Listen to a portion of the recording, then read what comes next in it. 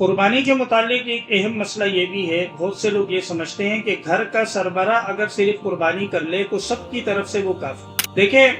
حضرات احناف یہ فرماتے ہیں کہ گھر کا سربراہ اگر صرف قربانی کرے تو وہ قربانی سب کی طرف سے کافی نہیں ہو، اور عقلاً آپ یہ بات آسانی سے سمجھ سکتے ہیں کہ یہ ایک عبادت ہے اور ایک کی عبادت دوسرے کے لیے کافی نہیں ہوتی۔ یعنی ایسا نہیں ہے کہ اگر شوہر نے نماز پڑھ لی تو بیوی کے لیے وہ نماز کافی ہے، بیوی نے روزہ رکھ لیا تو شوہر کے لیے وہ نماز کافی ہے، یا گھر میں والد نے نماز پڑھ لی تو تمام افراد کی طرف سے وہ نماز کافی ہے۔ ایسا نہیں ہے، بیوی کو اپنی نماز پڑھنی پڑے گی، والد کو اپنی نماز پڑھنی پڑے گی، بچوں کو اپنی نماز پڑھنی پڑے گی۔ اسی طرح ہر ایک کو،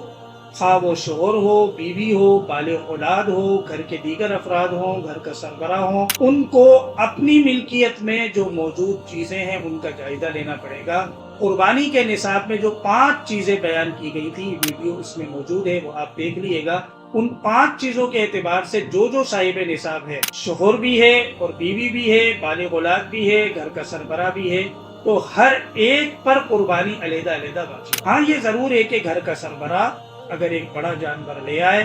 اور سب کی طرف سے اس نے حصے رکھ لے اور سب کی طرف سے قربانی کر دے اور ان کے علم میں بھی ہو تو اس طرح قربانی ہو جاتی ہے، اس پہ کوئی حرج کی بات نہیں۔ اسی طرح کسی شخص پر قربانی واجب ہے اور کوئی دوسرا اس کی اجازت سے اس کی طرف سے قربانی کر اور پیسے بھی اس کی طرف سے ادا کر دے تو تب بھی یہ فریضہ اس کے ذمے سے ساقط ہو جائے گا۔ مقصد صرف قربانی کرنا ہے، پیسے دینا یہ ضروری نہیں ہے۔ دوسرا اگر پیسے دے دے یا کچھ آپ نے ملا لیے کچھ دوسرے نے، لیکن وہ قربانی کا حصہ آپ کی نیت سے اس نے رکھا ہوا ہے اور آپ پر قربانی واجب بھی ہے، تو یہ واجب قربانی آپ کی طرف سے ادا ہوگی۔